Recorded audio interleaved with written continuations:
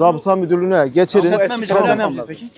Bu eski teraziler 2024'ün altındakilerine 2024 geçtiyse Yılı geçmiş abi. 2024'ün altındakilerine Muayenesi var mı yok mu? tutanağını tutulup 2021'deyim en son damgası. Evet. 2023'te yapman lazımdı. 2023'te de deprem girdi. Müracaat yapsan bile deprem girdi.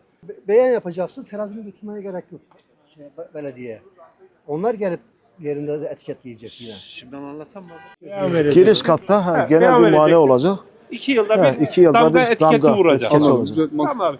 Tamam. Hem bu şekilde verdiğinden al. Bunu yaptırmak zorunluluk kullanıcıya ait. Yani şey değil, belediye gelip bana müracaat et demeyecek de biz sizi bilgilendiriyoruz. Evet, teşekkür Bir dahaki gelişimizde bu ceza yazıp kamuya devrini başlatırız. Olur mu? 25'in sonuna kadar dedi.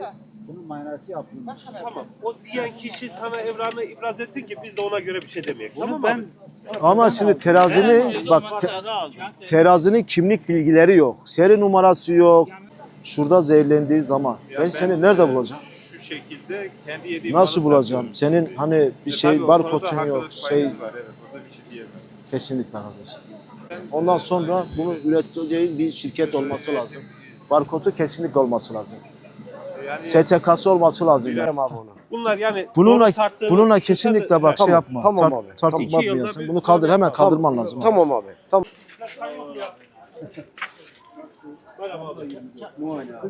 Ocak, Şubat ayında mutlaka Battalgazi Belediyesi'ne git. Orada de ki benim terazim doldu.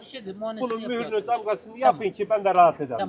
Tamam abi. Tamam abi. Her yılda bir muayenesi var. O zaman bir arazi geçmiş niye muayeneye sokuyoruz? Teker yerinden satıyoruz. Paraları düzgün mü falan. Değil mi? Ama sağlam biliyorsun. Şimdi bununla kadar Ya işte arkadaşlar o zamanla bu sana eksik atarsa senden gidiyor. Senin bunu 2 yılda bir damgalatman Nereye lazım. götüreceğiz? Ne yapmalıyız? Belediyeye abi. Belediye Belediye götüreceksin. Diyeceksin ki Zabıta müdürlüğü. evet, diyeceksin ki ben arkadaş düzgün verdiğimi bilmem için benim bunu damgalatmam lazım. Tamam. Ne gerekirse yapın ki ben de vicdanen rahat edeyim. Tamam. Ama bir de kanunen de zorunluluğu var. Tamam, abi. Bu iş Hayırlı kolaymış. işler abi. Teşekkür Sağ ederim ol. abi.